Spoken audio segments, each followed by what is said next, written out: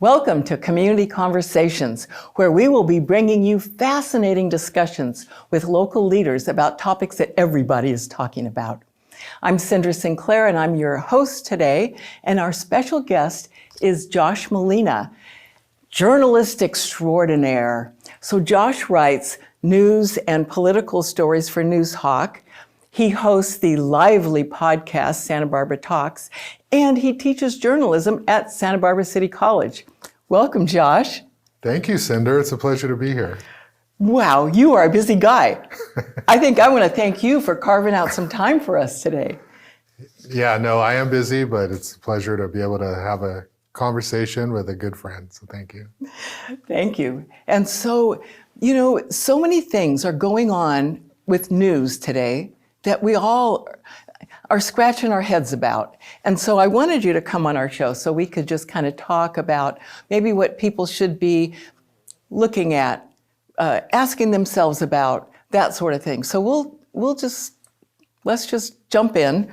And, I also want to say that the thing I love is that we can always count on you. You write articles about everything. We can always count on you to give us sort of breaking news. Yeah. And so my first question is, how do you get your leads? How do you find out when something's happening and you need to hurry up and get somewhere? Well, that's a really good question. And I always say journalism is an art. So there's no science for how one person finds stories that it's the same for everybody.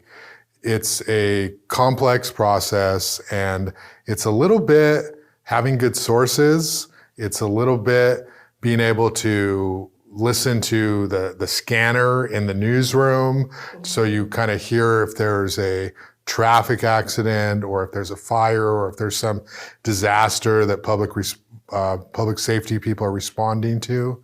It's a little bit of that, and it's about being sort of ready to go. Always, because we're not firefighters, we're not police officers, but our role is as important in different ways. Mm-hmm. And so we have to be ready to go with whatever happens. I live out in Goleta, and there was a hit and run accident about a month ago. A landscape worker was working on the side of the road, on the sidewalk there, tree trimming, and a person in a car hit them. They died, and the person allegedly sped from the scene, and there was an arrest, and so I live in that area. So in that kind of example, you hear on the scanner, and my one of my bosses, Tom Bolton, said, "Josh, can you get out there?" He heard that there was a traffic accident, serious injury. So the scanner traffic, if you listen to it, and you have it on the same frequency that the fire department is communicating on, or the sheriff's office, then you can kind of listen and know whether to respond or not. Most calls are medical calls. They might be falls, trip and falls. Mm-hmm. Heart conditions, not newsworthy, but stuff where people need help. So in that case, Tom, who had the scanner with him at the time, I don't keep a scanner with me all the time. In the newsroom is a different scenario, but I was home at that time. So he asked me to go out there, and I went out there and reported. I found a place to park, and I walked over, and very sad scene. I was talking to the eyewitnesses, to the other landscape crew members, and of course authorities, trying to piece together what had happened. And I got there so quick, it was before they put the caution tape around the crime scene. And so in that case, it's a little bit of a combination. It's my editor, it's hearing the scanner, it's asking me to go out there, I'm available, and then it's that on the spot interviewing, that reporting, where it's one thing if you get a press release a couple hours later about an accident on Stork Road, but it's a much better story if you can talk to people who were there. It humanizes a tragedy that otherwise people might be indifferent to because it doesn't affect them right away. But if they hear about somebody who hear the story of someone who saw it, and hear about the other workers who were affected by this, it personalizes it. It makes it more of a story than just another news report. So that's one example of how we find out about breaking news. We often think of breaking news as crime or accidents, but elections are breaking news, meeting stories, big votes, sports are breaking news because you kind of don't know who's going to win and there's going to be a winner and there's an outcome. And so there's lots of different ways that reporters find stories, but the best way is just being well-sourced, relying on your technology, whether it's an app on your phone to respond to public safety issues or as the scanner, and being mobile, being flexible. I've been doing this a while, and the cool thing about journalism is it never feels like work. It always feels fun, exciting, and purposeful, because people are going to read, they're going to watch, and they're going to be a little bit more informed and smarter because of the work that you did. And so it feels meaningful. So when you love what you do, that's why I'm able to hold so many jobs, is because really I could work 7 days a week for free doing this because it's so fun. I mean, I would say I practically do, but that's not true anymore. But yeah, it's a job that you do because you love it. Well, that comes through loud and clear in your articles, I'll tell you that. Yeah. Yeah. So the scanner, I don't think I even knew about the scanner. So it's in the newsroom. And so is there always somebody listening to it?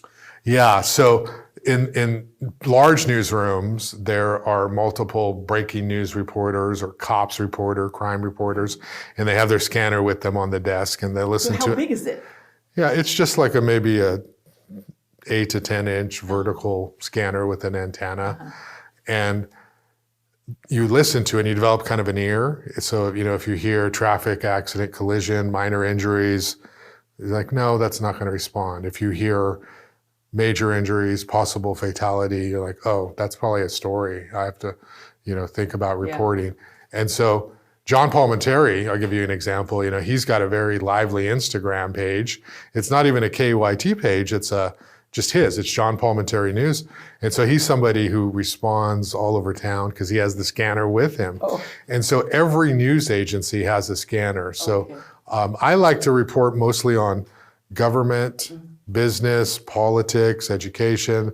So I don't take a scanner with me. But Tom Bolton, our executive editor, he has the scanner. So one thing about Noozhawk is, we always have the latest on the car crashes or these things, because Tom does listen to the scanner. So you can get it at Best Buy, you can order it online, and it's kind of cool. A lot of people like them just for fun, because you can kind of hear if you're nosy, you kind of hear what's going on in the community. But yeah, all news agencies, television stations, there's no one out there saying, here's stories. So we have to use all of these different ways to learn about potential stories and the technology of the scanner. And now we can have an app on our phone that also does some of that.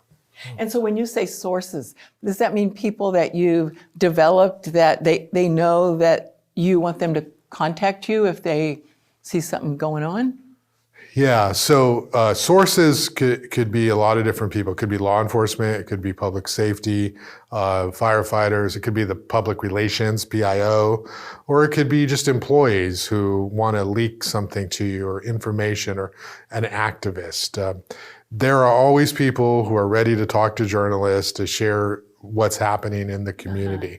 And the more sources you have, the more stories you're going to get. And that's why being a journalist is about being social. It's about being somebody who people want to talk to. I mean, I'm very much an introvert. So when I'm not in my journalism role, I'm very quiet, and I like to have good one-on-one conversations with people, but I'm not the life of the party, okay?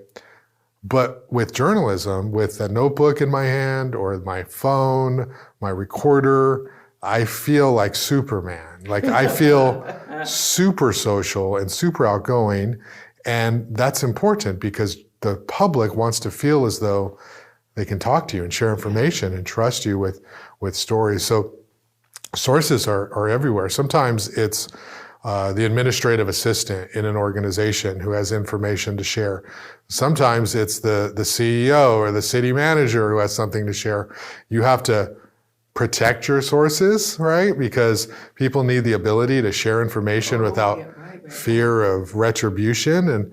And so there's a lot of different people that I talk to who people may not even realize or know, because who gets quoted, that's one thing, but who tips me off to the story, that's a whole other situation. Oh gosh, so you keep the sources quiet. Yes. So what about opinion? I hear people say sometimes, well, too much of the news is really opinion these days, and it may be true, I don't know, but how do you keep, when you write your news stories, how do you keep, I mean, you're human, so you must have opinions, so how do you keep your opinions out of news stories? Well, I've always learned that you have more power as a journalist if you leave your opinion out, because if you put your opinion in a story, you're going to offend somebody. Someone's going to disagree with you, and someone's not going to want to talk to you. And so the goal is to report truth as accurately, truthfully as possible, to report the news truthfully.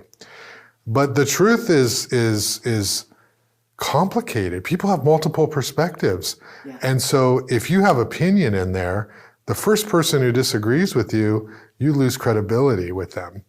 And so I like to be able to talk to liberals, conservatives, people all over that political spectrum, because they need to feel as though I'm just a journalist who's going to hear them and not judge them. And so I've always learned that you just have more truthful stories when you get a full, complete picture of what's going on. We all have family members that we know who are politically different than us. We don't shut them out of our lives. We put up with them. Maybe we don't engage in certain conversations, but we don't turn on them. And as a journalist, it's important to not only report and talk to people who you might agree with, because that's dangerous. And we all don't know everything we think we should know today. Like, we're going to learn something from somebody else tomorrow, and hopefully we'll be a little bit better for that. You know, when you go to journalism school, when you're first learning, you got to get that beaten out of you, right, from your teachers, that you can't put your opinion, because people tend to think, well, that's why I want to go into journalism. I want to have a voice. I want to have a perspective. I want to be influential. And you have more influence if you don't have an opinion, because more people will hear you. And so that's such a good point. Yeah, you know, if people feel like they can trust you no matter what they have to say to you, that's powerful, you know. But if I tell you I'm only going to talk to people who agree with me on this issue, that's half your audience right there. So over time, you learn that you leave your opinion out, but my stories have voice. They have narrative. Like, you know, somebody who reads regularly could not see the name and be like, that's a Josh story, because I can tell. So you do have ability to have your voice in a story, which is what writers want. Now, there is a place for opinion in newsrooms. There's a reporter and news section, and then some larger papers have opinion and editorials.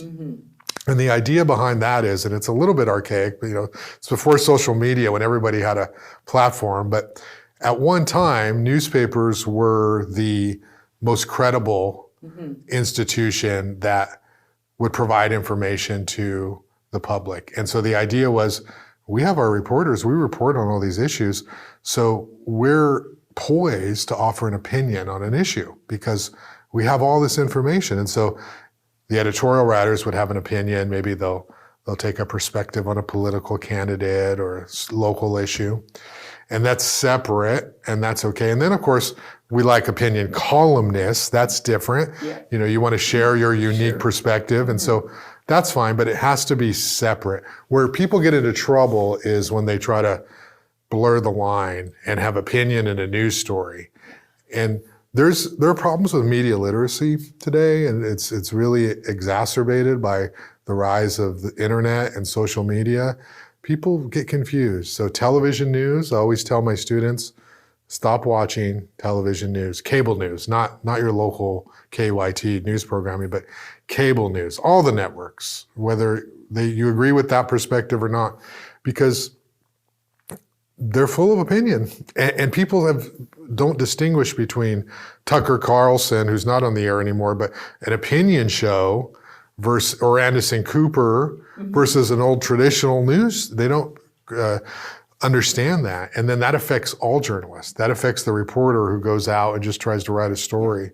And so it's a challenging time because anyone can start a website and start reporting on things. And we even see that locally, right? Anyone has a platform, they can publish. And then social media, you can say anything you want, and people don't really understand that this person is a journalist that's not a journalist. The First Amendment protects everybody, but journalists are trained to be able to have conversations, gather information, and you gotta have that gene of, the truth is what matters, not the truth as I would like it to be, but as it is right now in the real world. And some journalists get that, some in school, they get it and they love it, and some don't. And that's fine. I don't want journalists in the industry who are trying to get their opinion out there. What about fake news? How can nowadays, it's hard to tell the difference sometimes. Do you have any tips for the audience about how to determine fake news? Yeah, so fake news is an issue in the sense that anyone can start a fancy website on the internet and start disseminating news, and it looks credible. And we see people sharing things on social media from like these random sites. Like, what is the source of this? You have to look at the name. Like, is this person a real person? Do they have a LinkedIn profile? Can you track them? Do they have some sort of history of writing articles? And that's one quick way to know whether this is a legitimate story. And then you also kind of want to look at the other stories that they're publishing on this website. Like, do these make sense or are they not? And also, one of the things that comes up with this current technology are deep fakes, where people can, like, we can have this video here, and then through technology, other words can come out of my mouth and it can look like I'm saying it because the AI technology can put together new words based off of 5 minutes of my vocabulary. And so that's very dangerous. And you see that in political campaigns. There was one about Nancy Pelosi a few years ago where, she was slurring her words and it was slowed down and it made it look like she was being incoherent. And that's pretty dangerous too, because if you see Joe Biden talking, you're assuming that's what he's saying, but actually not. Like, it could be very much a deep fake, technology putting words in someone's mouth. So hopefully, that does not become something where it's like this national disaster because we think somebody's saying something and they're not. But media literacy is important. Reading a lot, so you develop that ear of, this story doesn't make sense. This is not true. And then also just verifying. So if you see some story, it says aliens have landed, well, go see if the other outlets have that same story. And if they don't, then probably it's not a credible source. Oh, right. That's really helpful. Yeah. Thank you. Okay, let's switch to some local issues that I hear people talking about. So one of our favorite ones, State Street.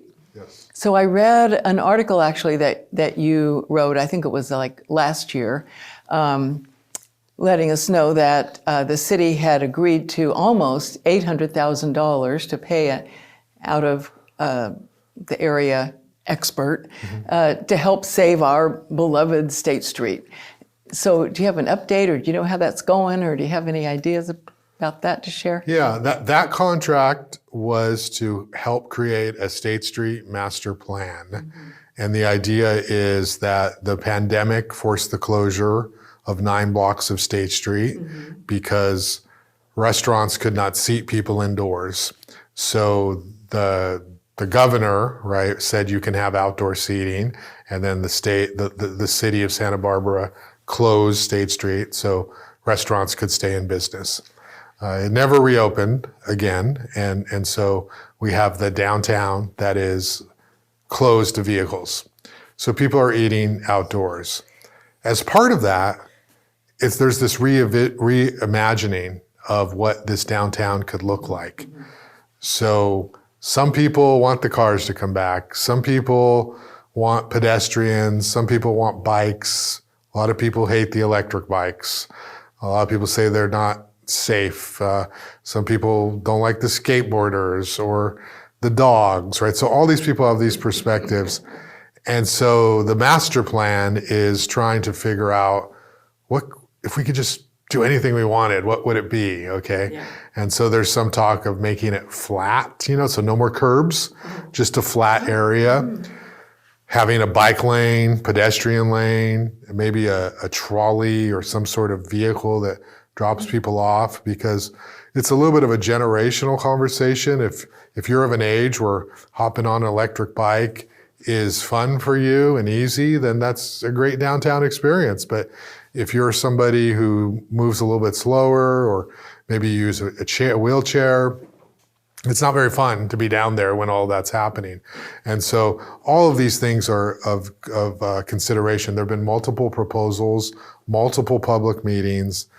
It's a lot. People have a lot of perspective. So the latest is that MIG, the consultant, has come back with drawings, pretty pictures, colorful, what it could look like, multiple examples, and eventually it'll go to city council and they will hash it out. It doesn't look like cars are going to return to State Street ever, at least those blocks, but there may be some trolley or shuttle or golf cart that maybe drops people off in certain areas. The Granada Theater, for example. Yes.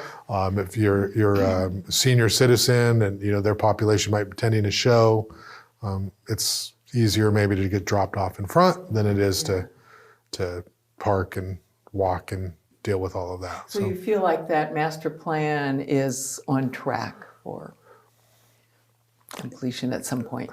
Yeah, so next year, early next year, there's going to be formal recommendations to the council. Okay. It's taken a long time. We don't know how long it's going to take. In private business, you tend to get things done really quickly, but when it comes to government, it's a public process. Sure. It's a public expenditure of funds. You have to be inclusive of all these different opinions, so things take longer. And consultants, you get paid for thinking, so you know they might want to stretch it out a little bit too. So, but it's on track in the sense of I think March or April. It's going to go for before the council, and maybe by the end of next year they'll have a plan. But the other part of that is there's no funding for what are we going to do down there? If we're going to put nice pavement or nice roads, sidewalks, if we level it off, it's going to cost money. And so that'll be the next thing is where does the money come from to pay for all of this? Yeah, that should be interesting too, huh? Yeah. It'll give you lots to write about. Exactly, yes. Lots for us to read about. So let's talk about affordable housing. Everybody's talking about that, and rightfully so. It's a problem on many levels.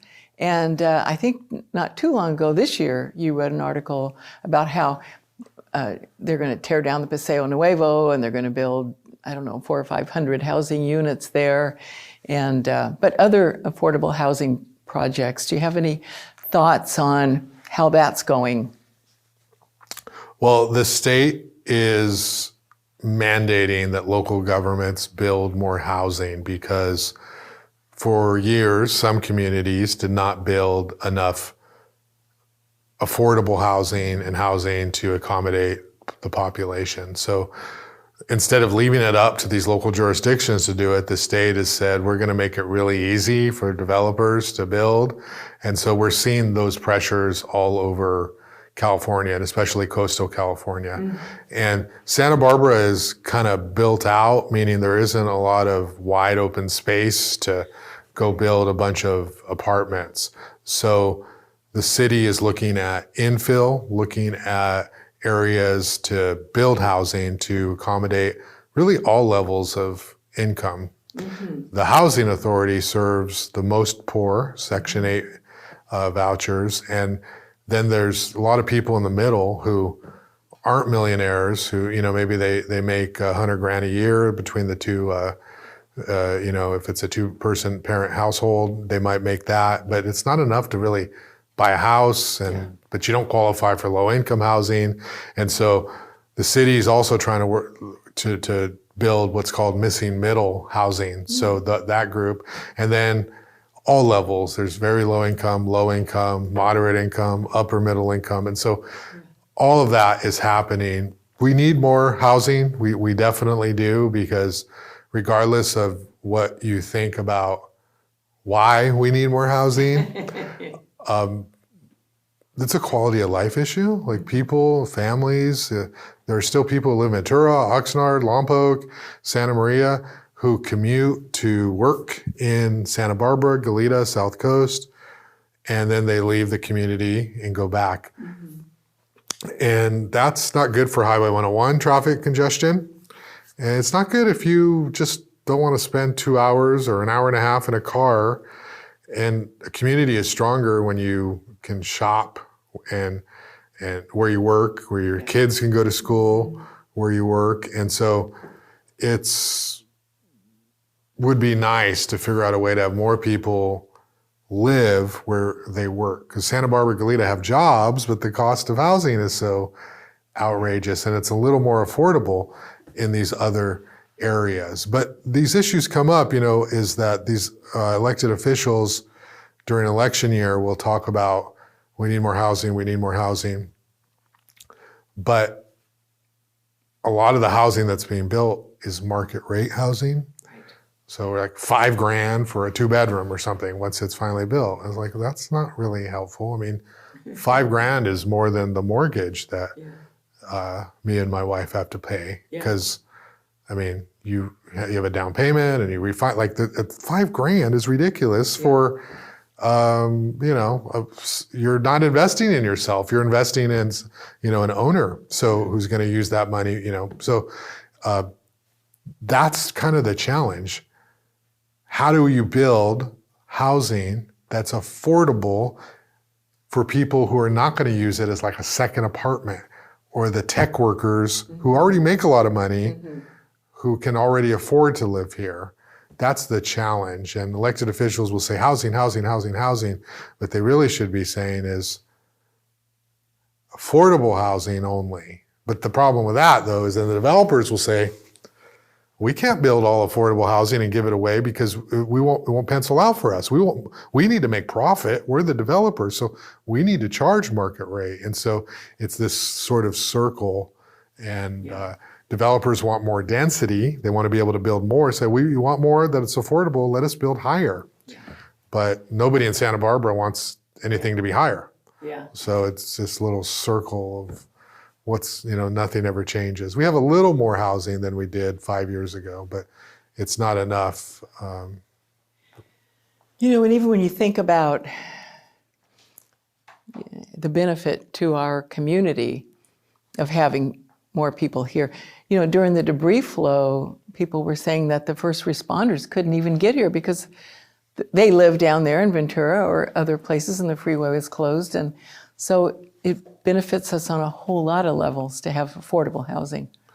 Exactly, yeah. Some law enforcement do not want to live in the community where they work because of, they don't want to be recognized in the grocery store by someone who they may have apprehended, arrested, or family member. There's a little bit of privacy that they enjoy by being separate from the law that they're enforcing. But it's not all of them, right? It's just like a little bit of it. And we would want them to be as close as possible and not check out 3 days a week in another community, which does happen because it's more affordable. And then the other thing is recruitment. Like if you're living in Ventura, Oxnard, and you can get a job there, eventually you're just going to leave. And then with experience comes wisdom in all professions. And if you have a constant churn of rookies in journalism and law enforcement, it takes a while for you to develop that knowledge to kind of be the best you can be. And so that's also a factor too, is recruitment and retention with the housing situation. Yep. I know you write several articles on, you attend school board meetings sometimes and write articles on that. Do you have any thoughts on, any important issues that are affecting our school system here in Santa Barbara? Yeah, so I cover schools, and there's always something going on with the Santa Barbara Unified School District, but there's an achievement gap. I think now they're calling it the opportunity gap, but students, and this is true all across California, but white students test much higher than students of color. And in this community, it's Hispanics, Latinos. And so that's an issue that obviously is important to address. And there are a lot of factors with that. And I think that if there's any way to make smaller class sizes, that's really important. That teacher to student ratio will equalize some of the challenges that some students have. If, tying back to the housing, if you live in an apartment and maybe you share that apartment with other family members and you don't have your own space, it's hard to focus on being the best student you can. And maybe both of your parents are working a couple of jobs. You can't expect that all of a sudden when you walk into a classroom, everyone's equal. Everybody can perform the same on the test because not everybody's prepared the same. And so if you can reduce the sizes of these classes so students get more attention, that'd be really significant. A lot of the independent schools, the private schools do that. They, people are paying out of pocket for that, but they have smaller class sizes. And that's the research shows that more class time, right? Those longer school days, more days in the classroom leads to better results. But also, in addition, class sizes, teacher to student ratios. And so that is something I think that would be worth pursuing and worth investing in. I was born in Goleta, poor by our California standards. I always know there's always people worse off than me around the country and the world, but we rented, we lived in apartments, so we moved every year, my parents. When the rent went up, we would move. And so I went to 5 different elementary schools. That's really hard to be the best student you can be when you never get settled, okay? And so there are some kids who have to deal with that. The house I grew up in, Old Town Goleta, is a cannabis dispensary. Well, not the one I grew up in, the first one I lived in is a cannabis dispensary. And people have just different experiences. And we're not all poised to be successful equally when we walk into a classroom. And so I think that the school district should do more to have high standards, accountability, and give students an opportunity to be successful. And you might remember this, like I remember it when I was in schools. The extroverts get all the attention, the ones who raise their hand. And a kid like me in the back of the classroom who's worried about what they're wearing, like, are my clothes as nice as this person? I'm eating public lunch, so am I going to be judged? Like, those things on your mind play a factor in your ability to be the best student you can be. And so I think we need to recognize that as a school system. And I like, a lot of people is like, well, the schools need to fix everything. And like, why aren't the test scores higher? It's like, it's very complicated. You can't also expect the school district to raise your children either. There's so many different factors that are involved here. But I would say increasing the performance of our lower achieving students should be a goal of the school district. And we did see a little bit of increase, but then we go back to the pandemic, of course, that learning loss. Yeah. And it was exacerbated there because, then you're relying on technology, right? And you're relying on Wi-Fi connection. And it's hard, if it's hard to learn in a classroom, it's even harder to learn on a computer, you know? So, so there's all those factors too.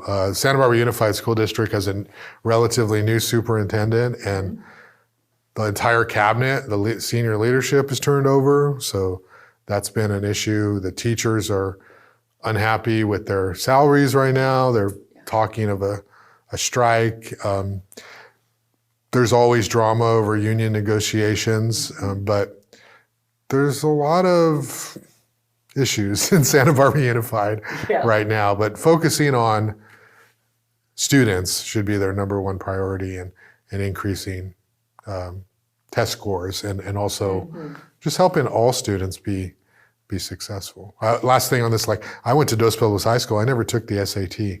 And so my wife, we would talk about it later. She's like, what'd you get on your SAT? And I'm like, I never took the SAT. And no one ever asked me to take the SAT. I never went to a workshop, no counselor. I don't even know what an SAT was till later in college, you know? And so those little things incrementally add up. And so I'd love to see a school system where everybody's provided the same access to information. But my son took the SAT, so he made up for it for me. So You probably got a really high score. yes.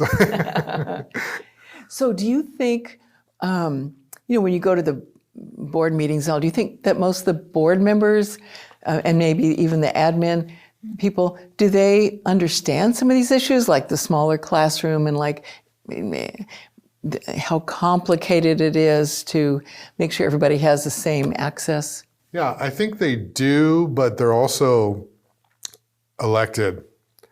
And some people who are elected are looking at the next thing they're going to get elected to. And some people are just happy to be in the position they're in. And they're professionals in other fields, like they get elected and they oversee. But to understand the budget for a school district is very difficult. Professionals go to school to learn this. And so the people who really run the schools is the superintendent and the hired cabinet members. And they're the decision, they have all the power. So these board meetings, they actually don't disagree very often from what the superintendent wants, because they're the expert. And so I think they understand it, but they also defer to the superintendent.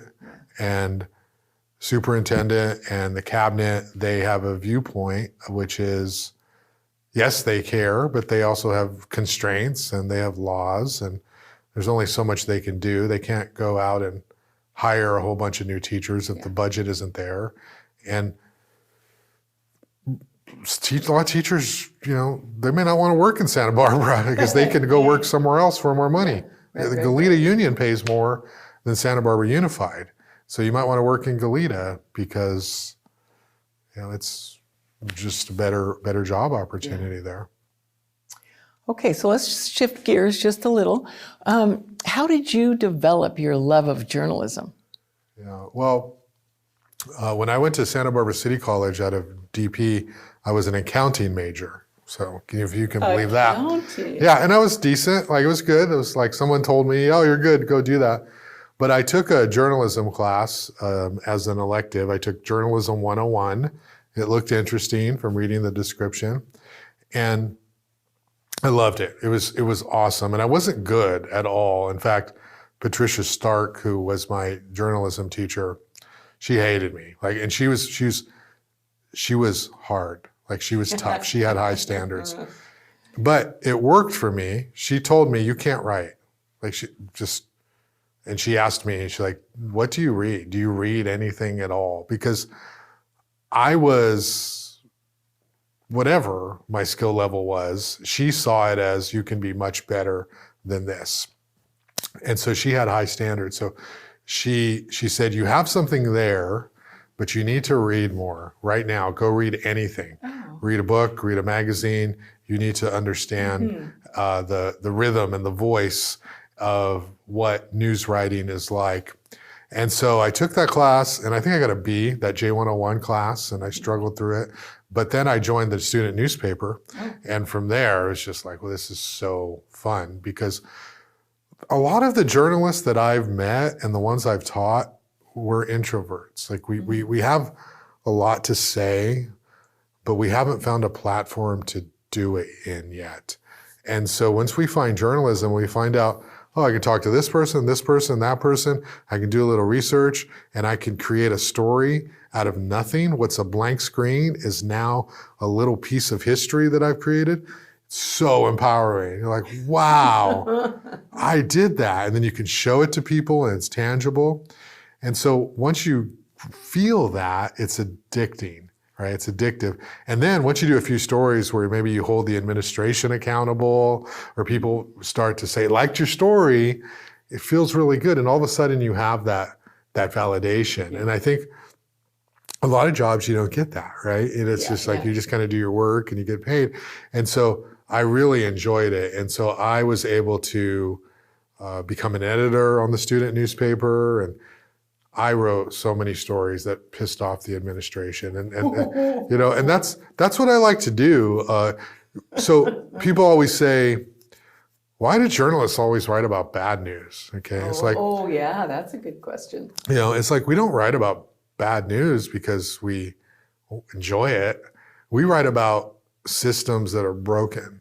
Like there's an expectation that systems should work a certain way, that we should have services that take care of our needs, that we should have housing, that we should not have crime. Like there are things that we expect from our social contract through our taxpayer dollars.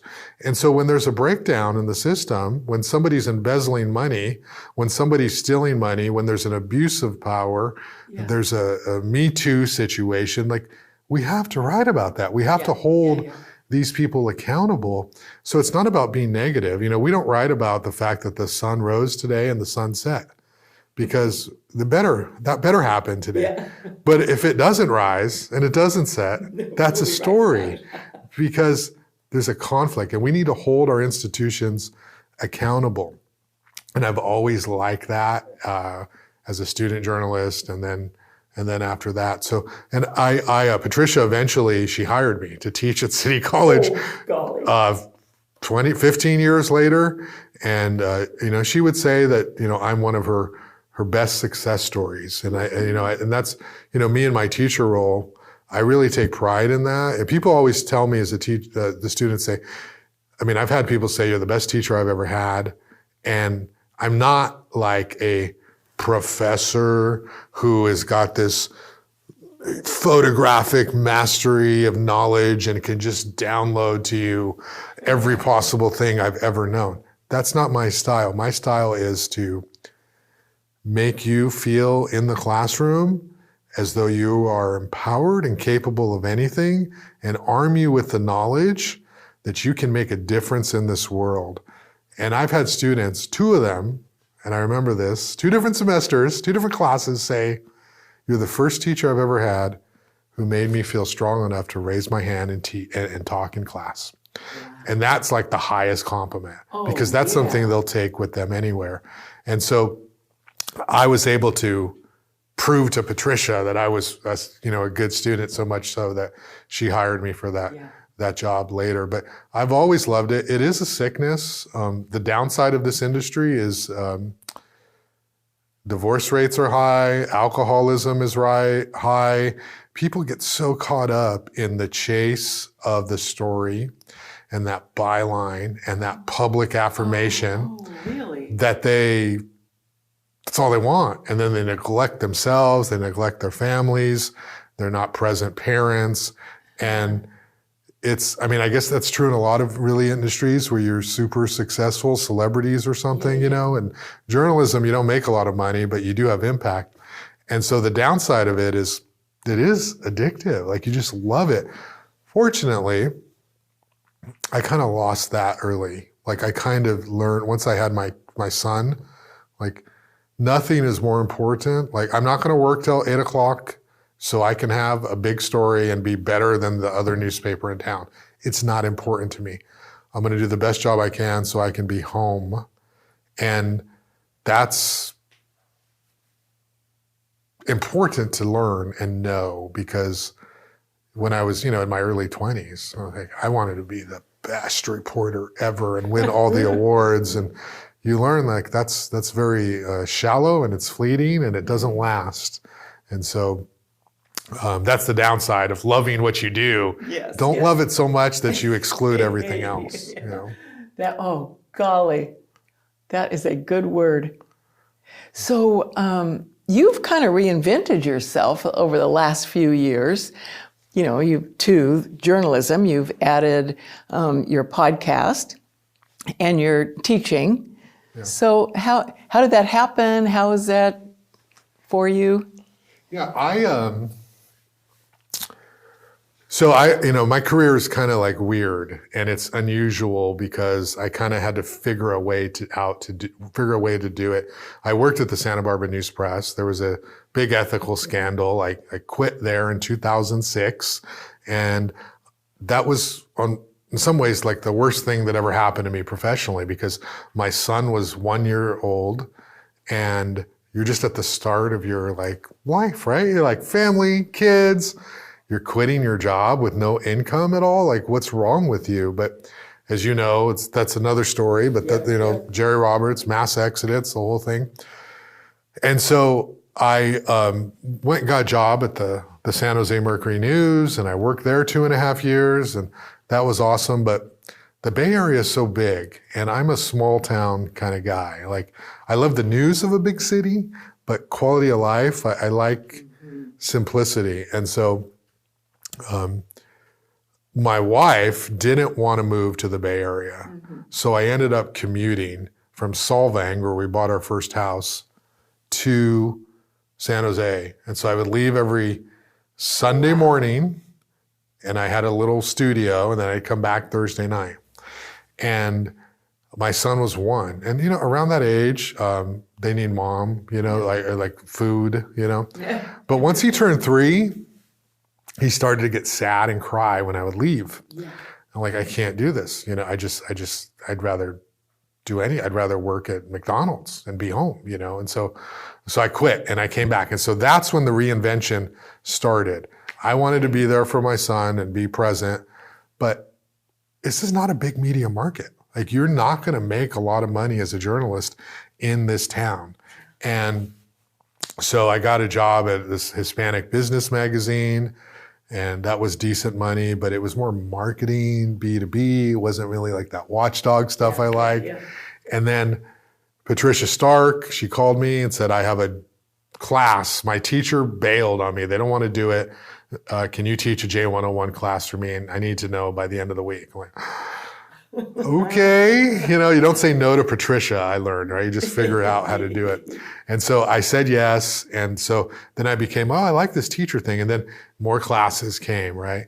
And then I eventually figured out a way to get back into journalism. And so I kind of cobbled together the journalism, the teaching, and that's enough, right? That's a way to make it sort of work. And I started teaching at Cal State Northridge too, so even more classes. I'd love an opportunity to work as a full-time teacher, but Santa Barbara City College is like a department of 1.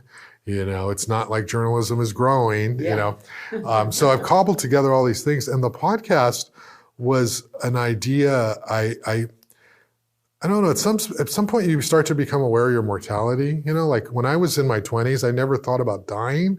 I thought I would live forever. I thought, the horns would blow and God would come down in the escalator and swoop me up and, I'd go to heaven. I never have to die to get there, right? Like but then I'm like, wow, I'm getting old now, and I just had all this body of work, and then I had these kids, and I'm like, I would love to somehow leave some kind of legacy for them. And I don't know if they're ever going to read the newspaper articles.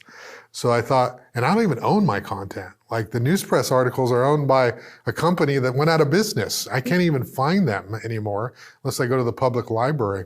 And so I thought I really love to own my own content. So I started the podcast. And so I have these video conversations with people that'll, be there forever, theoretically, as long as YouTube exists, which I think is going to be a long time.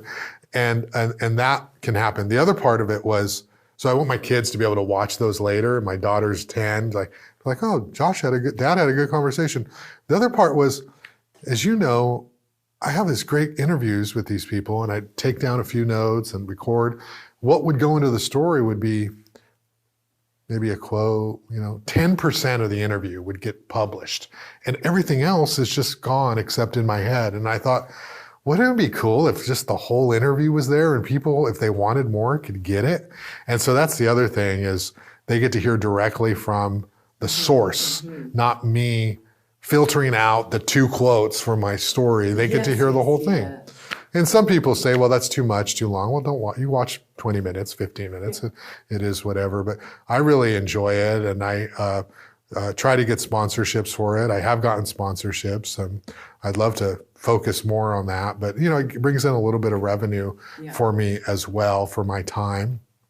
But I enjoy it, and it's you have to reinvent yourself as a journalist. I mean, I teach multimedia classes, photography, like. That's another thing. It's like I'm constantly having to stay up to date on what, the next generation is learning. Right. Yeah. You do. Yeah, a lot of your students are very young. Yes. Yes. Yeah. Oh my gosh, Josh, what a blessing you are to this community. Such an extraordinary journalist that you share with all of us. And the podcast, I've watched that several times, and that is really interesting. And as you know, I'm also a student in your class, and I know what a great teacher you are. So thank you for all of your important work and for sharing it with our audience. Well, thank you. It's a pleasure to have met you this year, and you're kind of one of those bright lights that is in the community. And like from afar, I recognize you, and you write for Noozhawk too. And it's like, oh, that's Cinder Sinclair. But it's been a pleasure to get to know you, because you're one of these people who brings the best out of other people and thank you. Makes them feel meaningful and important. So I appreciate the opportunity. Thank you. Yeah. And thanks for joining us on Community Conversations, and we'll see you next time.